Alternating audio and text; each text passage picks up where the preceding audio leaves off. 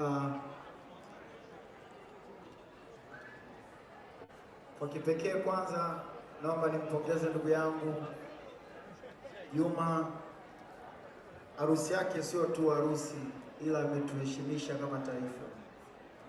Unajua zamani ilikuwa inaonekana wanaume wa Nigeria ani watu fulani wakubwa wana hela, lakini bwana kaenda kubadilisha mtazamo, onekana kama wanaume wa Tanzania wana hela.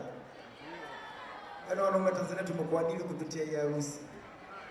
Sasa bwana asingekuwa na ndoa, asingeweka uwekezaji katika ndoa, ina maana tusingeonekana hivyo. Kwa hiyo kitu kimoja tu kimebadilisha mtazamo mzima, na kupongeza sana Jux.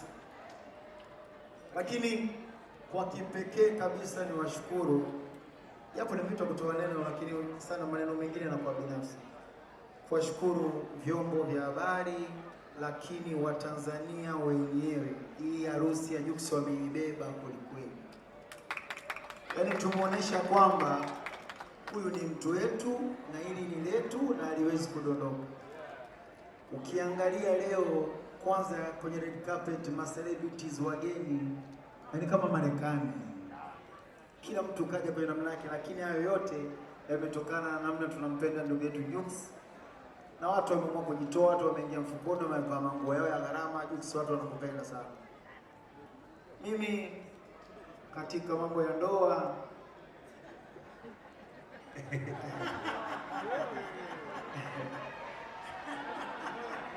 Make kwanza hapo tucheke,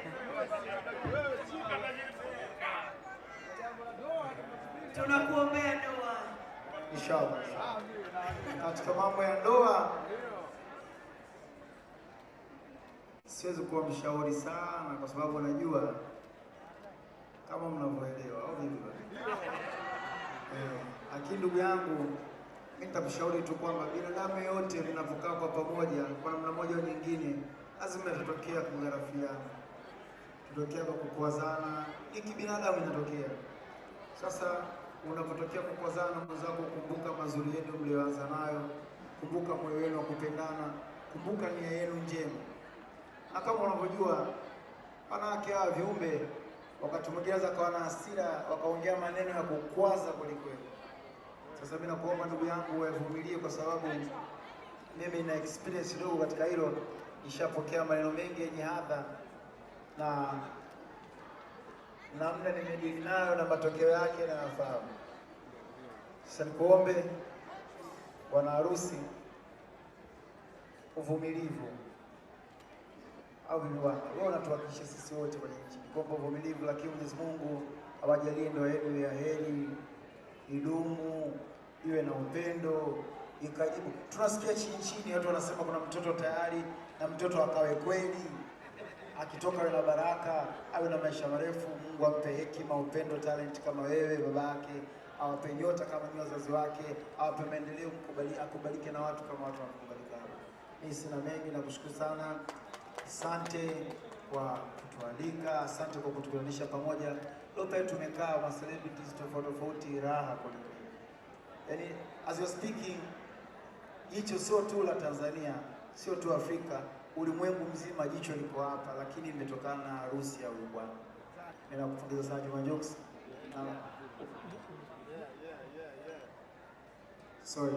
Na kutegemea uwe mshauri wangu mkuu sana kwenye mambo haya ya ndoa, harusi na kila kitu. Well, that's amazing. Our Priest's family, just a brief interpretation there. This is Diamond, as you all know. He's just giving Jux a few words, a few advice. But he's not married himself, but he's hoping that, you know, he might also get married sooner or later.